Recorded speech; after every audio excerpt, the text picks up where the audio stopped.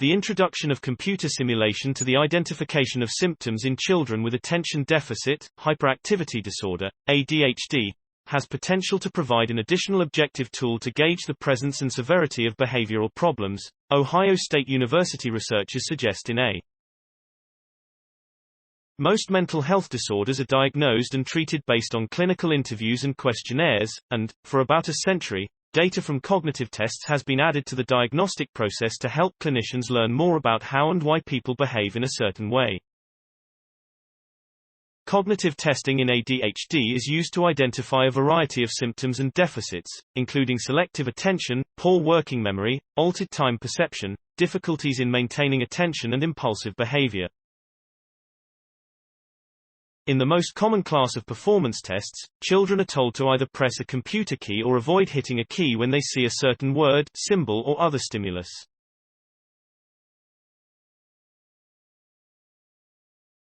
For ADHD, however, these cognitive tests often don't capture the complexity of symptoms.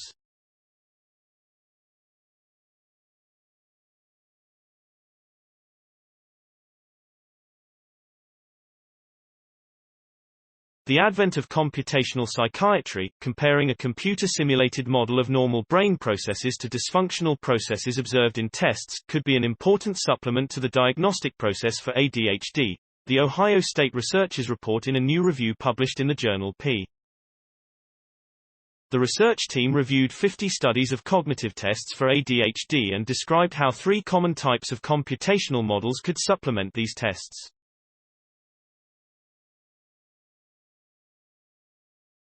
It is widely recognized that children with ADHD take longer to make decisions while performing tasks than children who don't have the disorder, and tests have relied on average response times to explain the difference.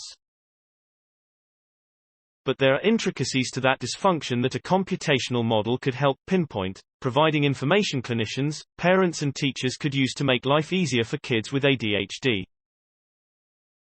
We can use models to simulate the decision process and see how decision-making happens over time, and do a better job of figuring out why children with ADHD take longer to make decisions, said Nadia Jiang-Jelly, lead author of the review and a graduate student in psychology at Ohio State. Jiang-Jelly completed the review with Ohio State faculty members Roger Ratcliffe, professor of psychology, and L. Eugene Arnold, professor emeritus of psychiatry and behavioral health.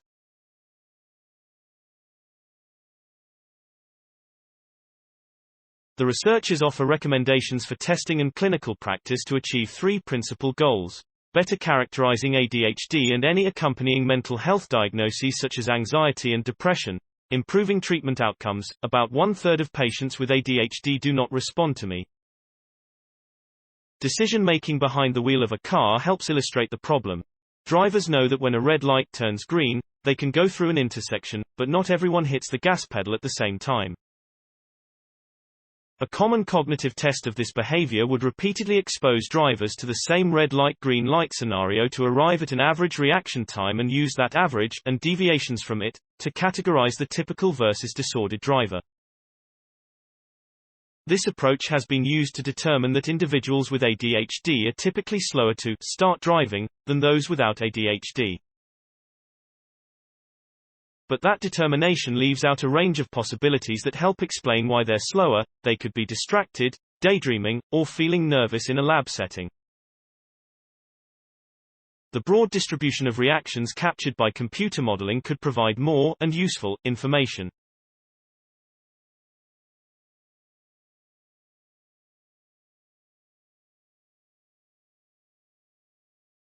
In our review, we show that this method has multiple problems that prevent us from understanding the underlying characteristics of a mental health disorder such as ADHD, and that also prevent us from finding the best treatment for different individuals, Jiang-Jelly said. We can use computational modeling to think about the factors that generate the observed behavior.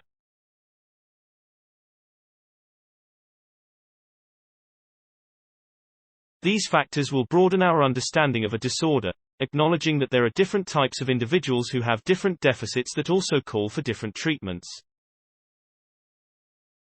We are proposing using the entire distribution of the reaction times, taking into consideration the slowest and the fastest reaction times to distinguish between different types of ADHD. The review also identified a complicating factor for ADHD research going forward: a broader range of external. Understanding that children with ADHD have so many biologically based differences suggests that a single task-based test is not sufficient to make a meaningful ADHD diagnosis, the researchers say. ADHD is not only the child who is fidgeting and restless in a chair. It's also the child who is inattentive because of daydreaming.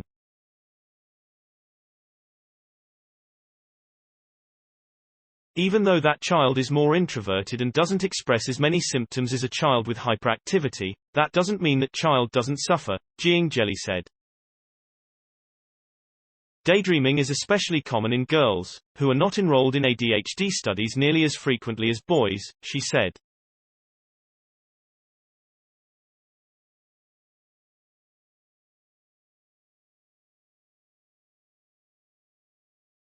Jiang Jelly described computational psychiatry as a tool that could also take into account, continuing the analogy, mechanical differences in the car, and how that could influence driver behavior.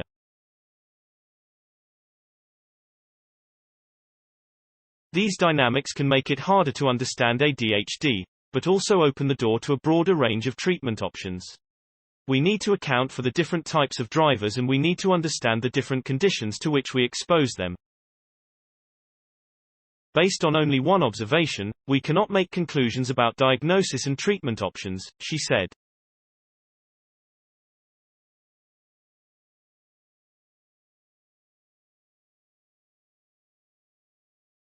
However, cognitive testing and computational modeling should not be seen as an attempt to replace existing clinical interviews and questionnaire-based procedures, but as complements that add value by providing new information. According to the researchers, a battery of tasks gauging social and C.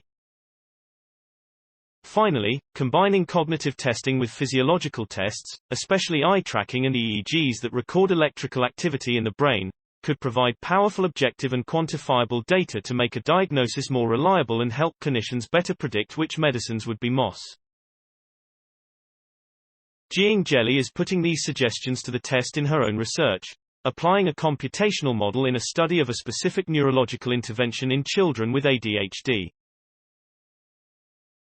The purpose of our analysis was to show there's a lack of standardization and so much complexity, and symptoms are hard to measure with existing tools, Jiang Jelly said.